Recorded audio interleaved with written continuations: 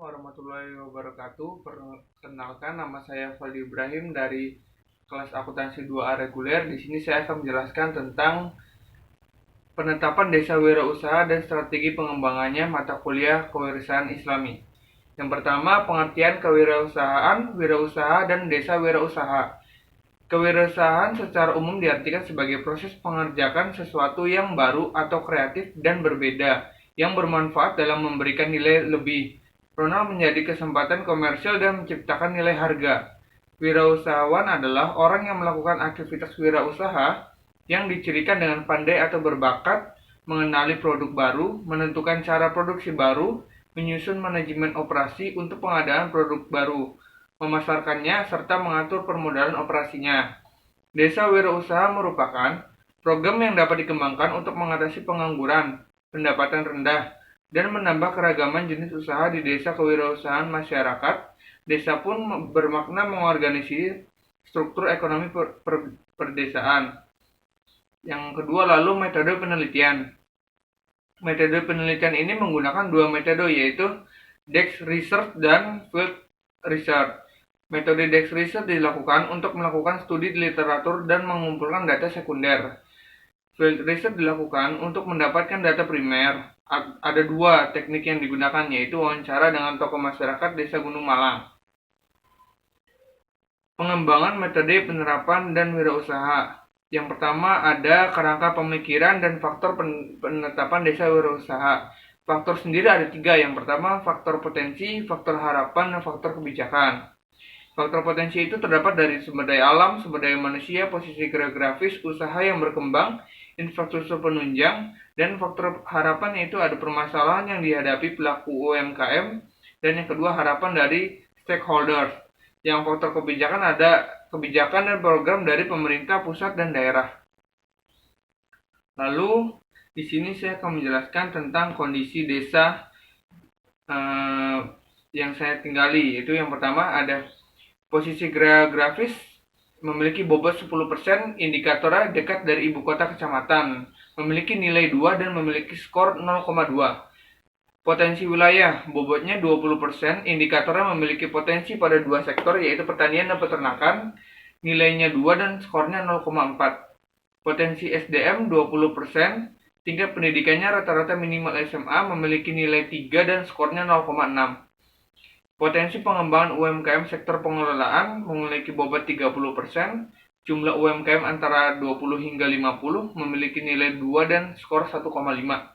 Lalu di sini ada infrastruktur penunjang, bobotnya 20%, indikatornya kondisi jalannya baik, nilainya 2, dilalui trayek angkutan umum nilainya 2, listrik memadai 2, memiliki sumber air bersih, dan saluran banyak 2 nilainya. Lalu skornya adalah 2. Jumlah skornya itu nilainya 22 dan skornya 4,7.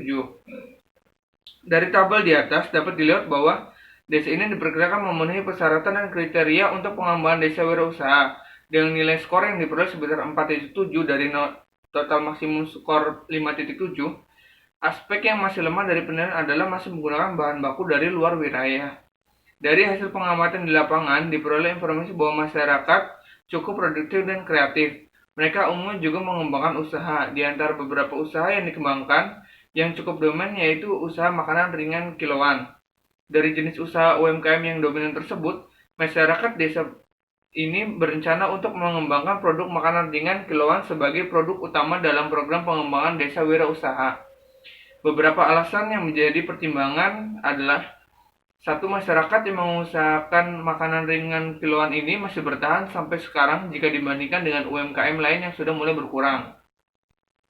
Lalu produk makanan ringan kiloan ini merupakan hasil kreativitas masyarakat yang perlu terus dilestarikan dan dikembangkan. Ada strategi atau rencana pengembangan desa wirausaha di desa ini. Yang pertama, peningkatan kualitas SDM pengrajinnya. Para pengrajin pengolahan makanan ringan kiloan umumnya masih berpendidikan rendah dan sebagian besar belum pernah menerima program pelatihan atau program peningkatan kualitas SDM lainnya. Oleh karena itu, strategi pertama yang perlu dilakukan adalah meningkatkan kualitas SDM pengrajin melalui program pelatihan. Adapun materi pelatihan yang perlu kita berikan kepada pengrajin idealnya meliputi 3 aspek, Yang pertama yaitu ada pengembangan mental atau entrepreneurship.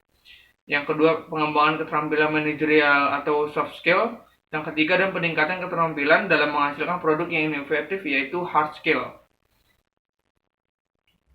Lalu di sini ada peningkatan kualitas alat produksi. Berkaitan dengan strategi pertama, maka perlu juga dikembangkan strategi kedua yaitu peningkatan kualitas alat produksi yang digunakan. Saat ini alatnya yang umumnya digunakan adalah wajan, kompor, pisau, dan lain-lain. Lalu ada pengembangan kelembagaan usaha. Ada dua alternatif untuk kelembagaan yang dapat dikembangkan yaitu yang pertama koperasi. Bertujuan untuk pembentukan koperasi ini adalah untuk menjadikan tempat mereka menabung dan memperoleh permodalan, juga untuk menjadi lembaga yang dapat membantu pemasaran produk-produk makanan. Lalu ada yang keduanya BUMDes, Badan Usaha Milik Desa. Saat ini pemerintah tengah mendorong pemberdayaan BUMDes untuk menjadi pelaku usaha ekonomi di desa. Oleh karena itu, program ini dapat disinergikan dengan program pemerintah tersebut. Yang keempat, ada peningkatan kapasitas aparatur desa. Program pengembangan desa wirausaha kesuksesannya juga akan sangat tergantung kepada kapasitas aparatur desa. Oleh karena itu, perlu upaya sosialisasi tentang program ini dan peningkatan kapasitas aparatur desanya. Lalu yang kelima ada pengembangan promosi desa wirausaha sebagai desa wisata. Program pengembangan desa wirausaha akan berhasil jika disinergikan dengan upaya pengembangan desa sebagai desa wisata. Oleh karena itu, perlu dibantu dengan strategi promosi yang tepat terutama kepada segmen wisatawan umum dan khusus. Lalu ada peningkatan kualitas infrastruktur. Program pengembangan desa wirausaha akan berhasil jika didukung oleh infrastruktur yang memadai terutama jalan. Saat ini secara kualitas jalan ini memadai, namun yang masih kurang adalah lebar jalannya. Padahal memiliki potensi yang bagus sebagai destinasi wisata alternatif. Oleh karena itu, perlu dilakukan pelebaran jalan untuk meningkatkan aksesibilitas para wisatawan. Yang ketujuh adalah penyiapan masyarakat. Program pengembangan desa wirausaha perlu didukung oleh kesiapan masyarakat, terutama sikap dan mental masyarakat.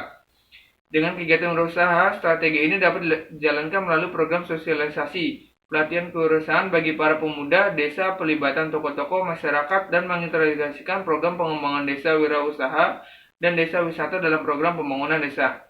Demikian yang dapat saya sampaikan, kurang lebihnya mohon maaf. Wassalamualaikum warahmatullahi wabarakatuh.